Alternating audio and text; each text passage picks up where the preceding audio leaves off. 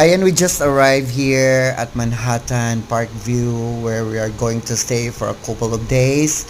Thank you so much to Ate Julie for letting us stay in this beautiful condo unit in Manhattan.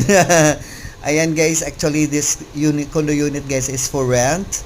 If you're gonna plan for coming to Manila, you can rent here for a couple of days or for long term, pwede din po.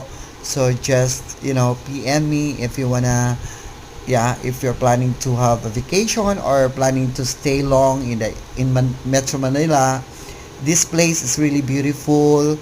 They have their own swimming pool and everything, and it's near to the market, and malls like Gateway,